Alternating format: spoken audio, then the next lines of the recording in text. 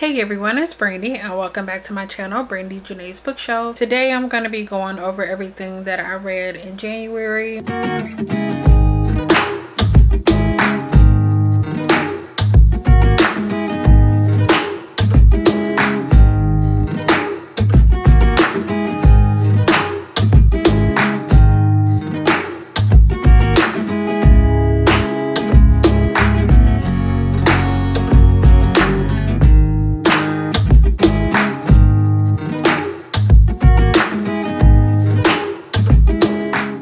I'm gonna keep this little intro as short as possible because I did just try to start filming this video, but I kept bumbling over the beginning section, so I decided to just start over, refresh, and hopefully everything goes okay. First, before I even get started with anything, I do want to apologize if you hear any yelling in the background.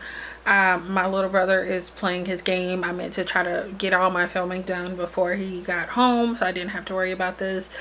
But I was kind of procrastinating, I'm not even gonna lie, so now I have to deal with that. As usual with my end of the month wrap-ups, I'm not going to be going through super details about everything that I read because I did post a mid-month wrap-up already for January, so if you haven't seen that, go check that out. I talked about like 10 of the books that I read, and I feel like I went into a decent amount of information. So instead of continuing to ramble on, let me go ahead and go through some stats. Actually, before I even get into the stats, I wanted to mention a couple things. One, which might not seem like it's important, but I don't want to have to stop in the middle of something. This year, I decided to try out a new spreadsheet, which is the one that was created by Allie from Hardback Hoarder. And she has a section that is automatically calculated and it gives you like your monthly stats. And because of that, my ratings, typically my ratings are only for like my new reads. I'll like pick those out, calculate that up, and to get my average. She has a whole spreadsheet that already does all of that, and of course because of that it does include rereads. So all of my ratings for this year, at least, depending on whether or not I continue to use the same spreadsheet moving forward, I don't know, but this year for sure all of my average ratings will be including rereads, which is something new. I think that's the only other thing that I needed to mention before I started, and if anything else comes up, I'll do my best to get through that throughout the video. So now that I have rambled on and given you guys enough information, hopefully, let's go ahead and go into some of my stats that I like to keep track of. In January, I read a total of 24 books, which I am still kind of baffled by having read so much, especially ever having read so much in December. Usually it's like a back and forth, but I read quite a bit more than I was expecting. But to be fair to myself, like a decent portion was still like mangas or rereads, which we'll see what that is. And over those 24 books, at least the ones that I am counted as completed in January, I read 6,994 pages with an average rating of 3.92 stars. Throughout the month, I didn't have any books that I DNF'd. I had 13 rereads.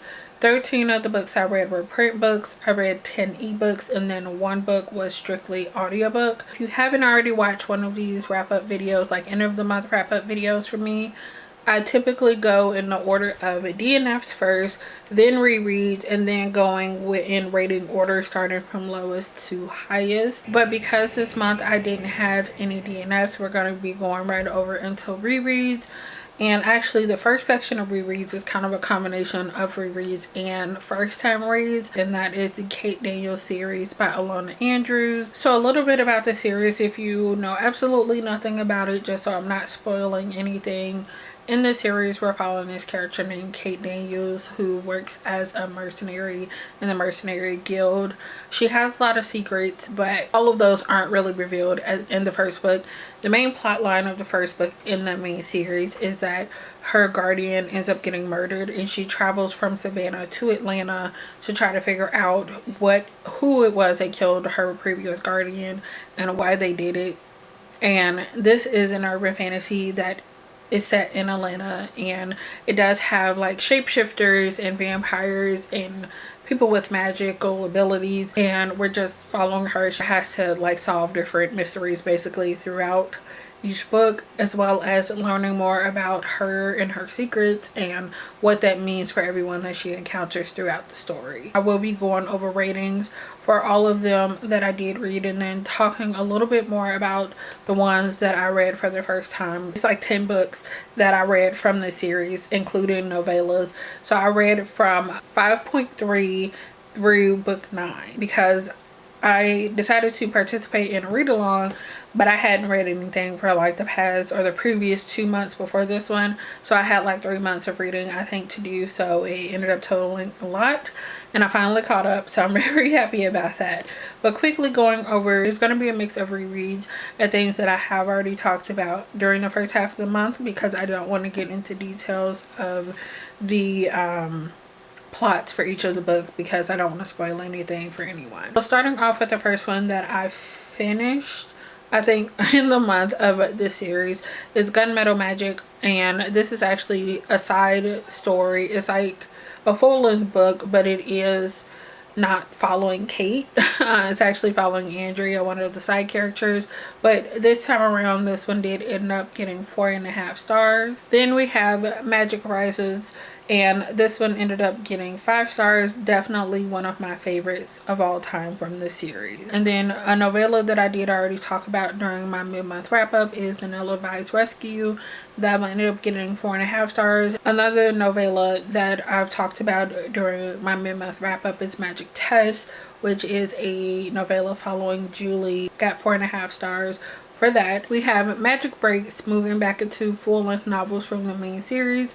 This one got 4 stars. And then we have Magic Shifts. This one also got 4 stars. And then the final reread and the final full-length book that I read from this series was Magic Binds, and this one got 4.5 stars. So backtracking a little bit, we're going to go through the novellas that, like I said, I read for the first time ever. Give a little bit of detail because I feel like these novellas really don't give anything about the main storyline. I think if anything, it might spoil you for characters that you might meet throughout the series, but it doesn't actually pertain to anything to do with the main plot line. Maybe besides the first one I'm going to talk about, because I think that has more so to deal with the main romance. So I'm going to pop the cover up on the screen now, and then you can skip to when this cover isn't up on the screen anymore, and then I'll be moving on to the next one. And then, like I said, none of these will be giving any details about, as far as the main plot of the main story, if you don't want any of that. So the next one is Magic Gives, which, like I said, is a novella, and this one is following Kate and Curran. Magic Gives and Gunmetal Magic kind of takes place during the same time frame. The quick plot line of this, they end up going out on a date, and then while they're on this date, there is this magical necklace that comes out and basically kills a woman and then is attached to this young boy. So then they're kind of scrambling to try to figure out what this necklace is and try to figure out how they can get it off of this little boy before it kills him. This is actually one of my favorite novellas from the series. I was really happy with this one because I feel like this actually gave something that the main series didn't give, which is showing the more personal side of Kate and Curran. This became really prevalent for me, like after reading so many books before I finally got around to this one, and then reading more of the main series afterwards, is that we get to see Kate and Curran, but we never got to really see them on their own. A lot of the time that we see them, there's usually some big serious thing going on, or one of them is off on their own doing something, or there's like some battle, or they're fighting. Something is always happening. In this novella, we actually get to see them like on their own a lot, and while they're dealing with a serious situation, we get to see them laughing and joking and like teasing each other, and we don't get that as part of the main series, and I loved it. These little moments that we got in this novella are things that I like about romance, just seeing them being happy with the other person. These little snippets kind of just bring home the fact that they were truly happy together, and they weren't just like with each other out of a sense of duty at a certain point, like I said I was going to be with you, so now I need to stick with you type of thing. Like, no, like they actually really cared about each other. I just really wish more of these little moments could have been included in the main series. I get why it's not, because it's just like Curran doesn't really let down his guard unless he's alone with Kate, and he's never really alone with her like that in the main series. So I get it, but I just wish that we could have had like at least one little scene how they were in this novella, like in one of the main books. I think it would have been perfect. This is something that I felt like I was missing because, like I said, while I believed their relationship was real, it always felt just like a tad bit empty for me, and I like almost didn't realize it until I read this. So this just made me super happy. That one ended up getting 5 stars for me. Moving on to the next novella that I read for the first time. This one was Magic Steals, which was actually the second Jim and Dolly novella. If you guys don't know, I was super excited about reading this one because the first novella, which I believe is Magic Dreams, that one actually ended up on my favorites of 2021. If you haven't already seen that, you can go check that video out. And I was kind of hoping or expecting there to be a little bit more of that in this. Which it kind of was, but at the same time it wasn't. And I felt like it was kind of a disappointment when comparing it to the first novella, or the only other novella with them in there. So a little bit about the plot as far as this one. Dolly has had it set up where, because of the type of magic that she has, basically if anything comes up that is magical related for anyone in like the Asian community, they come to Dolly and she usually is the one to solve it. Her mother ends up bringing over this girl from the community that her grandmother has gone missing, and she's pretty much asking Dolly to try to help figure it out what's going on. This is another kind of short one, so that's why I'm trying not to give too much away. Pretty much Dolly is called in to try to figure out what happened to this girl's missing grandmother, but a big portion of this was also like focusing on Jim and Dolly's relationship. Sorry, this could also be spoilers for like relationship type things, so if you guys don't want to hear about that, once again I will leave the cover up on the screen till I feel like I'm done with spoilers, just like giving final thoughts. So feel free to skip that or whatever you want to do. After how the first novella ended and knowing the direction of the relationship, I'm also thinking about where this fell in the series, because I think this one was taking place when the big group went off to Europe to go get panacea for the pack, which was book 6.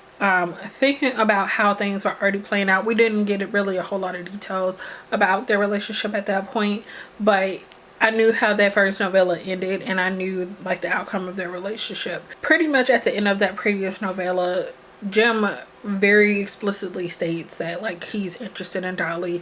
He understands that she's interested in him. So now like they're in the first steps of the mating process, I guess. Literally at the beginning of this novella, Dolly is talking about, oh, we're never going to be together, we're not going to do this, we're not going, he doesn't see me that way, this is just for now type of thing, and I'll be sad when it's over. And I just did not understand, and I was like, literally every time she had a free moment to think, that's what she was thinking about. She was just like, oh, I can't tell my mom about him because it's never gonna last, and things like that. And I was just very annoyed because I was just like, when did he ever give you that impression? Because he's busy with pack stuff, and like, you know, he's busy with pack stuff, and it's not just like, oh, he's not coming to see you because he doesn't want to. Like, he has free moments in his day and he's choosing not to come see you. Like, that wasn't the case. She was just like, oh, he's handling this and that because Curran's gone and he's left in charge. I don't know, it just seemed really backwards. Like, it took a couple back steps. Understood when it was kind of mentioned in that first novella, but it was like taken to an extreme in this one, like even more than the first one, and I was just like really confused. But overall, as far as the actual like plot, once again, it was entertaining. I think this one was brought down a lot by the fact that a lot of those negative thoughts coming from Dolly just really annoyed me, and I was just very fed up very quickly. This one ended up getting 4 stars for me though. I think it was made even worse by the fact that it didn't have an audiobook, so I literally had to read it, and I was just like, I am really sick of hearing you with these thoughts, and they seem like they're coming from nowhere. So yeah, like I said, that one got 4 stars, and that was the second to last one that I had read for the first time. Really disappointed in that one after reading Magic Dreams, the previous novella that focused on them too. And then the final novella and the final thing that I read that I haven't already mentioned from this series is Magic Stars. Once again, this is a novella, but this one is actually following Derek, with Julie included in it as well. And in this one, we're following them as they investigate the murder of a human family and trying to figure out everything that's going on with that. I think this also kind of like very lightly hints at the possibility of a romance. I don't want to really talk about this because it's literally like 70 pages. It was decent. This will end up getting 4 stars. I'm not going to try to go into all of that, but I thought it was okay, and I enjoyed it. So this one ended up getting 4 stars. That was everything from the Kate Daniel series that I read this month. Like I said, it was a lot. It was almost half of my reading for the month, like 10 things. Wasn't expecting it to be that much, but I was really determined to get caught up with what I was supposed to have read by the end of January. The next one that I have to talk about is another one that I did already mention during the first half of the month, or during my mid-month wrap-up, so I'm not going to spend a whole lot of time on this one, but that is House of Earth and Blood by Sarah J Maas, the first book in the Crescent City series. I think this one ended up getting chosen because I picked out like Reread, one of your favorite authors, and in order to prep for the release of book 2, I decided to just go ahead and reread this one. If you don't know, this is following this character named Bryce Quinlan, who is half human, half fae, living in Crescent City. There is like this fae horn that went missing. There's a brutal murder. Then a couple years later, they find out that who they thought was behind this brutal murder wasn't actually the one who did it. And Bryce gets caught up in trying to figure out who it was that was behind the murder. Also trying to figure out what happened to this horn because of reasons. Super vague, I know, but I'm really trying to avoid spoilers for anyone who hasn't read any of these and are interested in them without that. So, I feel like this is going to be a hit and miss. If you like Sarah J Maas, you'll probably like this one. You can go check out my mid-month wrap-up if you want to know more of, I think I gave thoughts this time around while reading it. But this time, or this month, you know, my first reread since I first got it, this did end up getting 4 stars, which I think might have been the same rating that I got the first time I read it, but this time around it did get 4 stars. Moving on to the next set of books I have, it is the start of another series, but this one is actually a manga series. I was really feeling like taking a break from all of the books that I had on my TBR because it was like a lot of fantasy, and I was kind of like getting a little bit overwhelmed towards the end of the month, and I was thinking about the series anyway. All of the introduction, I'm talking about Skip Beat by Yoshiki Nakamura. This is one of my all-time favorite series, and I feel like I have been waiting for a new volume for forever. Basically, it's been almost a year, I think, because a new volume is set to come out in April. So it's almost at that point where it's time for a new one. But every so often, like I said, I get the urge to reread. I read volumes 1 through 3 of Skip Beat. No rhyme or reason. Like I said, I was just really in the mood to go back and start from the beginning because I was thinking about it. And I was just going to pick up like the last few volumes that I have on my shelf. But I was just like, you know what? I found out it was available at the library. I was just like, we're going to start over. So here is volume 1. And volume 1, upon this reread, got 4 stars from me. Here is volume 2, and this one got 3.5 stars from me. This is volume 3, and this one also got 3.5 stars from me. So a little bit about this series. This is following this character named Kyoko, who is the girl that was on the cover of every single one that I showed off. At the beginning of the story, she ends up moving to Tokyo with her childhood friend because he wants to go and pursue a music career, and she agrees because she has been in love with him as long as she can remember. So she agrees to go with him, and she's working, I think, like 2 or 3 jobs. I think it's just 2, to kind of support his living needs until he makes it big. However, over the past so long, he hasn't really been home, and she's still just kind of keeping up with the jobs because he has this super expensive apartment that he says he needs to live out of, and she's doing whatever she needs to make ends meet. But at the beginning of the story, she does find out that he's pretty much doing well off in his career, and he's just using her basically to take care of him, be like a maid, long story short.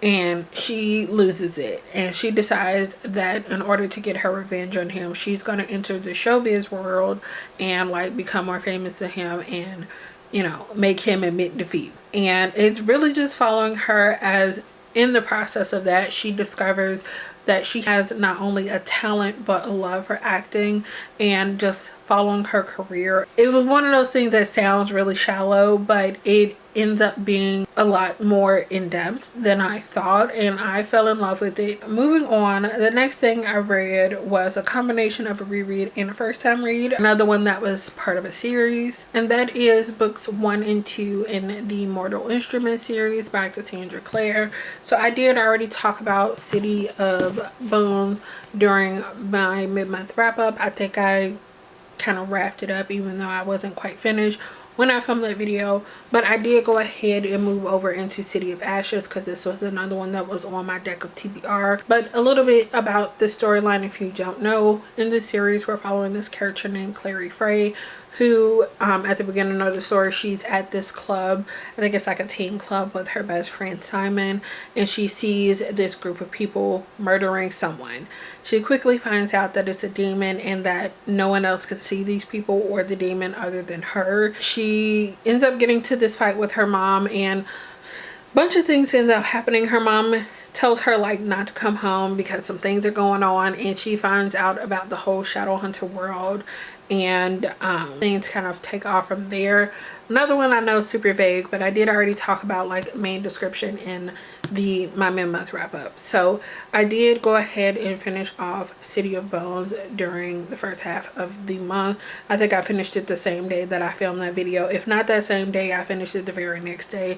So I'm not going to get back into this one, but this one, City of Bones, did get 3.5 stars for me. Moving on to City of Ash, this one is kind of going to be a little hard to talk about without spoiling anything that was revealed in book 1. At the end of book 1, Clary actually, after finding out about all the Shadowhunter world and that she is one and things along those lines, she ends up finding out that Jace is her brother, and who her father is and what that means for everything else that has been going on. And in this book, we're following Clary as she and Jace are dealing with the fact that they were revealed to be related even though they have a thing for each other. And also Valentine, as he's trying to do certain things to get his way. I know, once again, super vague, but he's trying to like get things that he was trying to do in the past to come to fruition. Basically, he's trying to run the Shadowhunter world, or how Shadowhunters exist. I don't know.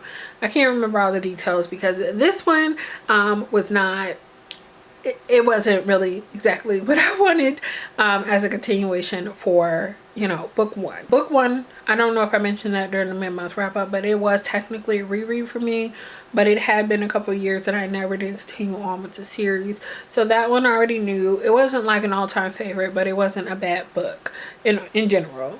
And then going into this one, I did not like the fact that the majority of this book was like baiting incest.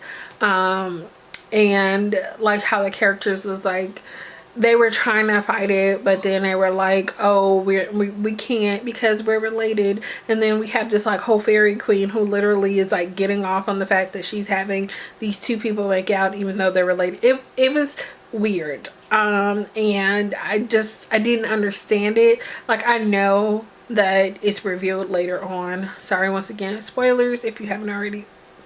Anyway, the series has been out for a while, so I know that that's not actually the case. I don't know when it's revealed of the truth, but I know that they end up not actually being related. So it ends up being all okay. But the fact that that was a huge plot point or a huge point of this book just was like, no. And then add on to that Clary didn't want to go through the training, or I don't know if she didn't want to go through it. It's just like she was sitting around for so much of this book until she was like, oh, this thing is going on, well, let me be a part of this. Like, I don't have any training, but I'm one of you guys, so I deserve to do this. And I'm just like, why do you deserve it if you're not going to work for it? Like, what is the point? You know, you literally sit around and just like, oh, I'm going to hang with Simon because he's there. I can't be with Jay, so I'm going to be with Simon. Like, what? No. It was just a bunch about this book I just was not feeling at all. A lot of it had to do with Clary and how she was handling different situations. It was just a lot of nonsense, and I wasn't here for it. So this one ended up getting 2.5 stars. I don't have much to say other than I wish I'd enjoyed it more. Yeah. I'm gonna move on from this. The next book that I have to talk about, and that is Sinlin Ascends by Josiah Bancroft, which is an adult epic fantasy following this character named Thomas Sinlin. He's on a honeymoon with his new wife, and they're actually going to the Tower of Babel. His wife ends up going missing, so he decides that he is going to climb to the top of the tower in order to find his wife so that they can go home. It's pretty much following his journey, traveling through the different rings. This was interesting, and I'm glad that I ended up picking this up from the library instead of just taking a plunge and like buying it, because I don't think this is going to be a series that I want to collect, especially depending on how the rest of the series goes. But I'm glad that I finally picked it up because I have heard a lot of hype about this one. This one ended up getting 3 stars, and I was kind of back and forth with this. So first off, I was not a fan of our main character, Thomas Sinlin, for like 90% of the book. And I think that was a point because he started off as like this cowardly academic type, I guess is the best way to describe him. I just really didn't enjoy his character because of that, and the way that he thought about things and how he went about situations in general, I was not really a fan of. And I think it was done because as he goes further and further in this tower, he has to change his ways and how he behaves in order to like continue to make it, because if he stayed the same way he was at the very beginning, he definitely wouldn't have made it as far as he did. It was just something about this that wasn't really vibing with me. At this point, I think it is one that I will want to continue because I'm curious about how things are going to be handled. But at the same time, I don't know about this, because if it is drawn out too long, which I feel like it might be because I think it's a 4-book series, like I don't know. And then it also seems like it's this type of thing where, and it's even mentioned by a character, it's like once you go into the tower, like you're never going home. And it almost seems that way. I wasn't feeling this like I thought I was going to be feeling it after seeing certain reviews, and I don't know how to feel about the series. So I will continue it, but I will be continuing it from the library. So the next set of books that I have to talk about is another manga series that I read a few volumes of, and that is Vampire Dormitory by Emma Toyama, and I read volumes 1 through 3 of this series. This one, volumes 1 and 2 were rereads for me, but volume 3 was a first time read. But just a little bit about this series. We're following this character named Mito. Her parents died when she was younger, and she was kind of tossed around between different family members for years. But after she finished those mandatory years of school, her family kicks her out. Basically tell her, with your looks, you should be fine. You'll find somebody who'd be willing to take care of you. But it seems like the opposite has actually happened, because everywhere she seems to go, people think because of her looks, she'll make it fine, and she is struggling really hard. It has even gotten to the point where she has changed her appearance and like goes everywhere as a boy because she has been creeped out by different people along the way, or she feels like she'll get into less sticky situations if she is dressed like a boy. At the beginning of the first volume, she's actually working at this like ramen shop. It's supposed to be like a ramen shop for all men, and once again, because of her looks, she has all these women there coming to see her because they think she's so cute, but they also think she's a boy, and she ends up getting fired from the job. I think she goes into the cafe that the vampire works out of, and she like ends up like cutting herself, and he ends up like licking the blood that comes on her finger, but he's just like, oh, this tastes really gross. So she runs away, and like she's really hurt. She contemplates jumping off of a roof because she's like, nobody wants me, I have nowhere to go, like I mean nothing to no one. And then she quickly changes her mind, but as she tries to get off the ledge, she ends up slipping and falling, and this vampire ends up catching her. And of course he thinks she's a boy, so he offers to let her come and stay with him as long as he's allowed to feed from her. And it's just following her. She agrees because she's like, I really have nowhere else to go. He's offering me a place to live for a little bit of blood. I can do that. And then she finds out that he's like, if it's not a girl, then I can't. So she decides to continue to be a boy no matter what the situation. And we're just following her as she is a thrall of a vampire and everything that ends up coming, because she's living like in an all-boys dorm and everything to go along with that. Like I said, volumes 1 and 2 were reread. I read these originally back in 2019 when they first came out. I read all 3 of those and they were really easy to get through.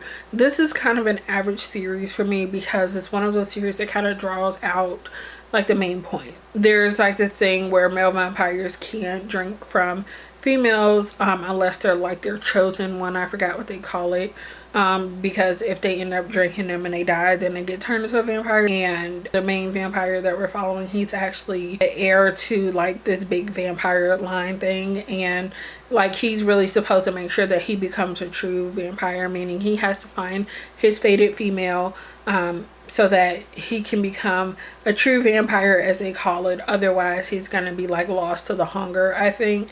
And he's quickly approaching that deadline, but he refuses to drink from girls, and it's a whole big thing. And I think I know where the storyline is going, but I'm gonna be honest, I like was reading the description because I was like, I need to know if it's gonna be drawn out for like 10 volumes, because I probably won't want to read it because it's only so much I can take of the same thing, like, oh, I can't let them know because of this, that, and the other.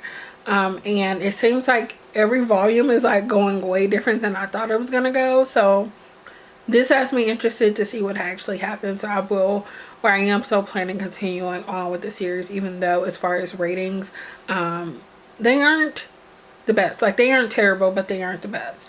So as far as volume 1, that one got 3.5 stars.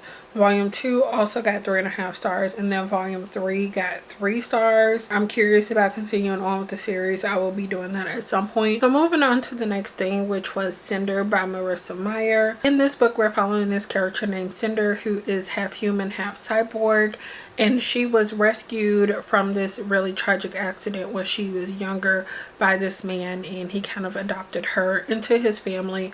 But not long after that, he ended up dying. So she ended up becoming the ward of her like foster stepmom, if that makes sense. The stepmom really doesn't want anything to do with her, and she's really only using her to work to make money for the family. Also, another kind of side piece of information that is important to the storyline is that there is a plague that is sweeping through the lands that the world is taking place in, and there's not a cure that has been discovered for this plague. So once someone gets this, they are quarantined until they eventually die. So we're following Cinder, who is living with her mom and her 2 stepsisters. I believe one for sure is younger, but I'm not sure about the other sister, if she's older or younger than Cinder. It doesn't really matter, but she's living with the 2 of them. Goes off to a junkyard to go find the parts to fix their, like, it's not a car, it's whatever they're using to be transported. It's you know, in this world. And the younger of the stepsisters ends up going or following her to the junkyard, and it's there that she discovers that the younger girl ends up having the plague that's going through. So after that, and after finding out that the girl was with Cinder, her stepmom has like had it with her, and she ends up signing her off, basically releasing all of her rights to go be used as a test subject.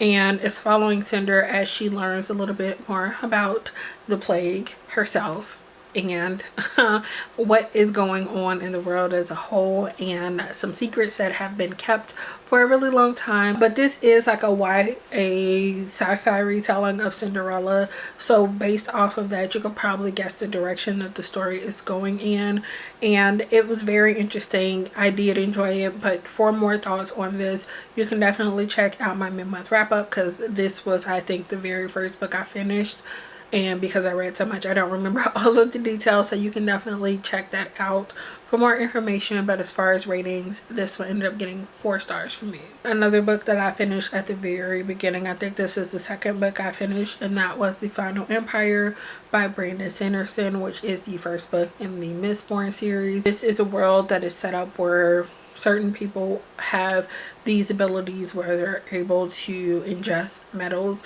and based off of whatever metal they're able to control, they can do certain things, almost like magical abilities almost, but it has to do with ingesting metals and things like that. So you're able to push and pull metals, you're able to increase your stamina or like strength and things like that, and there are some other things that you can also do based off of this. And you have mistlings, which are people that are only able to kind of manipulate one metal, and then you have the Mistborns who can do multiples. And we're following this character Vin, who actually finds out that she's a Mistborn, and she ends up getting pulled into taking down the Dark King, I think is what he's called, by this other Mistborn named Kelsier. And in the story, she's kind of discovering her abilities as well as moving along with the plot to take down the Dark King and everything that comes along with that. And I know that that was a pretty summed up description of this one as well, but I think I went into a little bit more details during my mid-month wrap-up as well as thoughts. This is another one that I did enjoy, but for more information on that, you can check out that video. And this one also got 4 stars from me. And then the final book that I did finish, or no, this is the final book that I finished, actually just the final one that I have to talk about, and this is Solo Leveling Volume 3 by Chu Gong. Another one that I did already talk about during my mid-month wrap-up. We're following this character named Jin Woo, who is a hunter, and in this world, hunters exist to get rid of the monsters that have been appearing in the world over the last so many years. I can't remember exactly how many it's been. Jin Woo is an E-rank hunter, which is known as like the lowest ranking hunters that ever exist. And at the beginning of the story, or in the first volume, something tragic happens to him, but he gets the opportunity to kind of revamp himself. That's probably very simplified terms. It's almost like a video game where he's able to level himself up, even though he is still considered an E-rank hunter. And it's just following his story as he's going through that process and what that actually means. I did enjoy this one as well. Once again, you can go check out that one for more thoughts.